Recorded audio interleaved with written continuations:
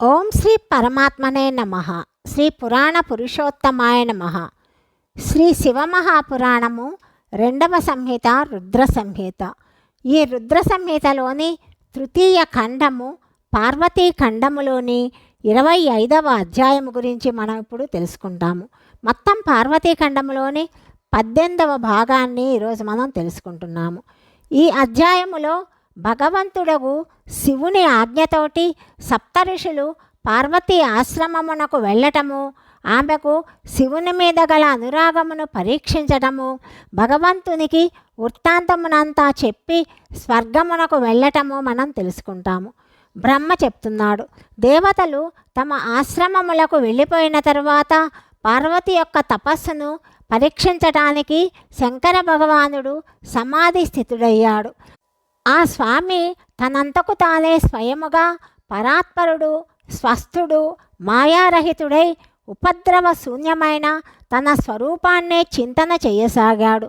ధ్యేయవస్తు రూపములో సాక్షాత్తు భగవంతుడకు మహేశ్వరుడే విరాజమానుడే ఉన్నాడు.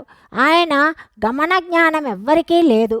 భగవంతుడకు వృషభధ్వజుడే సమస్తమునకు స్రష్ట పరమేశ్వరుడు. నాయన, ఆ దినములలో పార్వతీదేవి చాలా గొప్ప తపస్సు చేస్తున్నది. ఆ తపస్సుకు స్వయముగా రుద్రదేవుడే ఎంతో విస్మితుడయ్యాడు.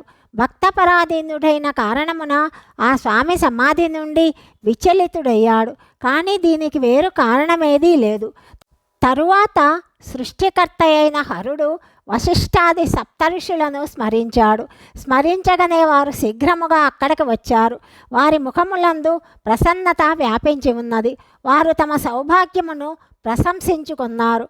వారి రాకను చూసి భగవంతుడైన శివుని నేత్రములు ప్రసన్నముతో వికసించి కమలములలాగా విప్పారి ఉన్నాయి.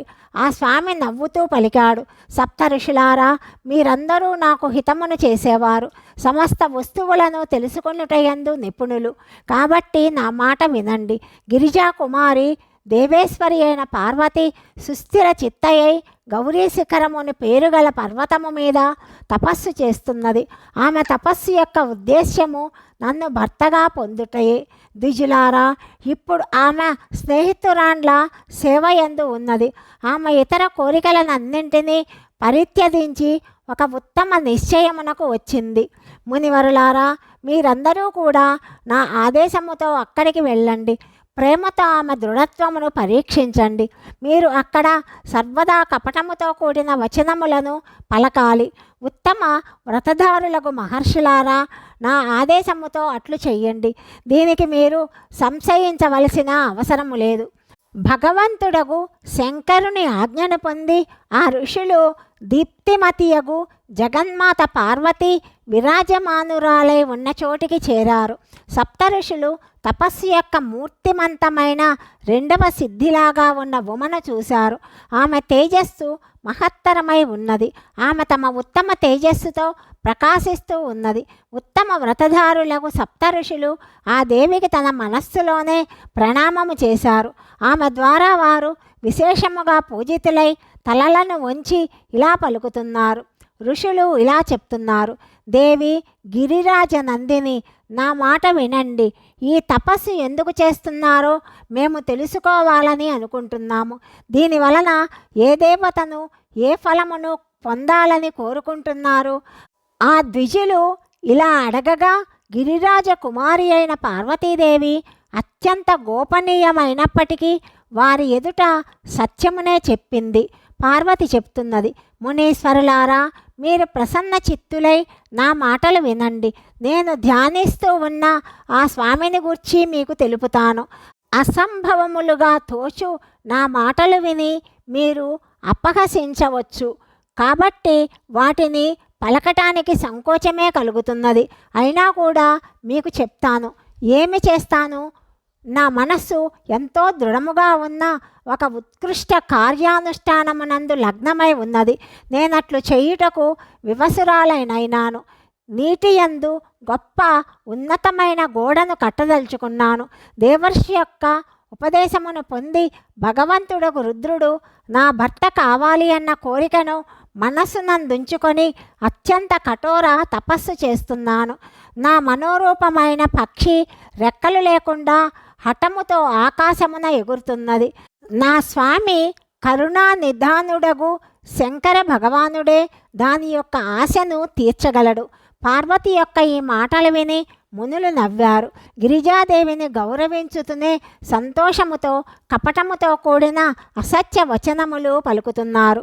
ఋషులు ఇలా చెప్తున్నారు: గిరిరాజనందిని, దేవర్షి నారదుడు వ్యర్థముగా తన్ను తాను పండితుడనని భావించాడు. అతని మనస్సు క్రూరత్వముతో నిండి ఉన్నది. మీరు బుద్ధివంతులై కూడా అతని చరిత్ర నెరుగరా? నారదుడు కపటముతో కూడిన వచనములను పలుకుతాడు. ఇతరుల చిత్తమును మోహమున పడవేసి మదిస్తాడు.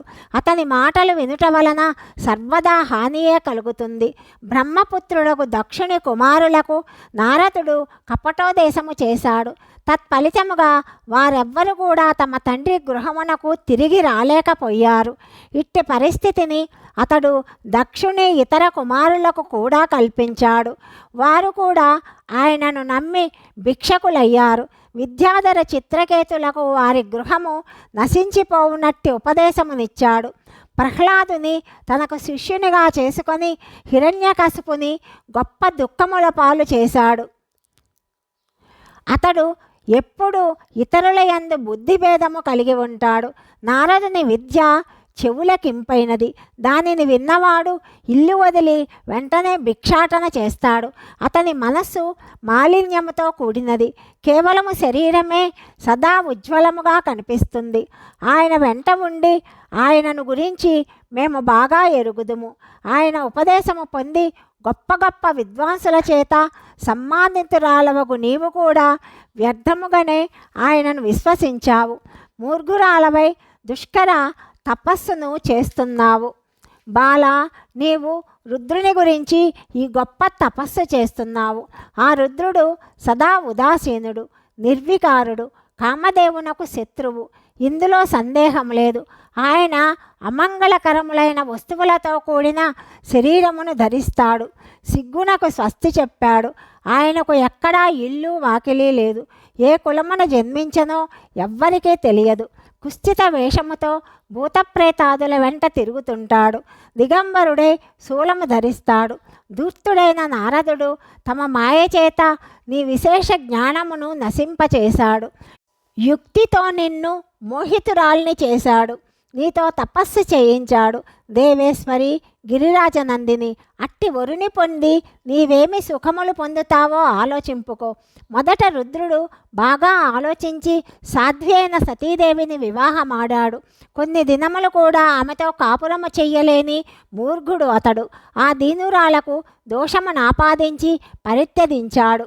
స్వయముగా స్వతంత్రుడై నిష్కలము అంటే గుణరహితము, నిష్కలము శోకరహితమైన తన స్వరూపమును ధ్యానిస్తూ అందులోనే సుఖముగా రమిస్తూ ఉంటాడు. దేవి సదా ఒంటరిగా ఉండువాడు, శాంతుడు, సాంగత్యరహితుడు, అద్వితీయుడు అయిన వానితో ఏ స్త్రీయు ఎట్లా మనగలుగుతుంది? ఇప్పటికైనాను ఏమీయూ మించిపోలేదు.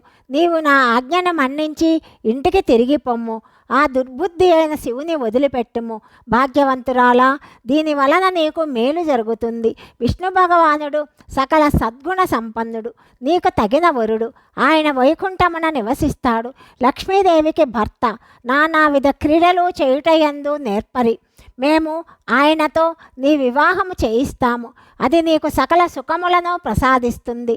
పార్వతి, రుద్రుని వివాహమాడవలనన్న పట్టుదలను వదిలిపెట్టుము. సుఖముగా ఉండుము. బ్రహ్మ చెప్తున్నాడు. నారద, వారి మాటలు విని జగదాంబ నవ్వింది. జ్ఞాన విశారదులకు ఆ మునులతో మరలా ఇలా చెప్తున్నది. పార్వతి చెప్తున్నది, మునీశ్వరులారా, మీరు మీ బుద్ధికి తోచిన దానిని సముచితముగానే చెప్పారు. కానీ ద్విజులారా, నా పట్టుదల కూడా విడిపోయేది కాదు. నా శరీరము పర్వతము నుండి జన్మించినది కాబట్టి నాలో సహజముగా కాఠిన్యము నిండి ఉన్నది. మీరు మీ బుద్ధికి తోచినట్లు ఆలోచించి నన్ను తపస్సు నుండి ఆపటానికి ప్రయాసపడవద్దు.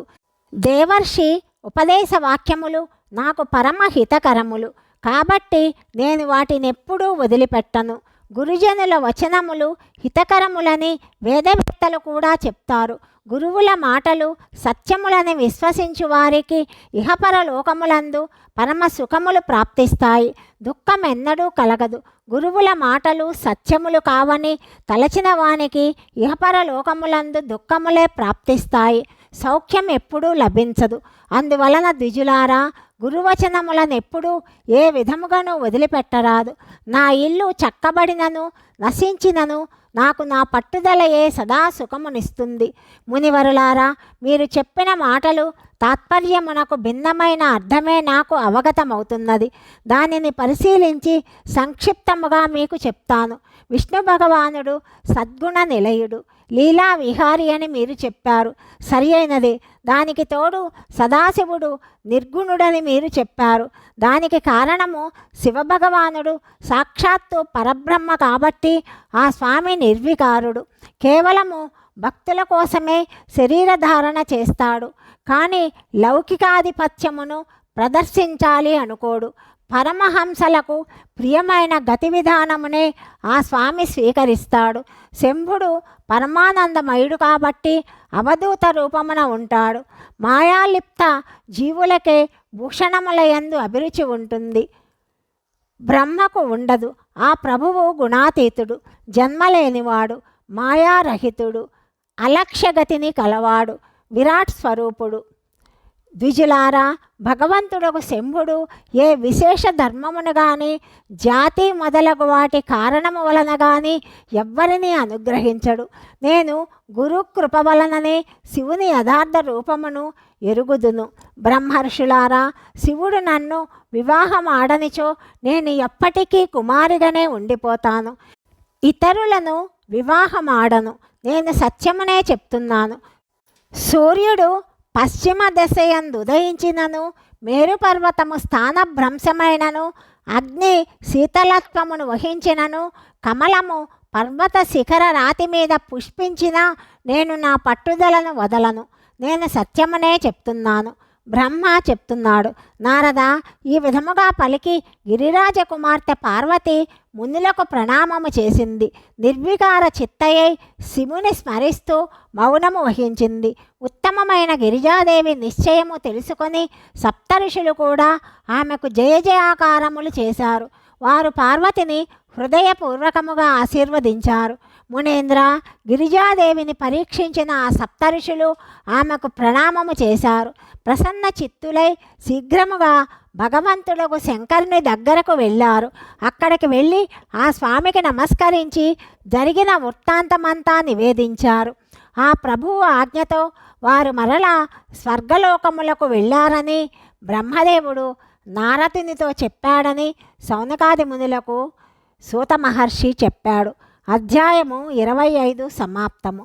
26వ అధ్యాయం గురించి తదుపరి భాగంలో తెలుసుకుందాం. సర్వం శ్రీ పరమేశ్వరార్పణమస్తు.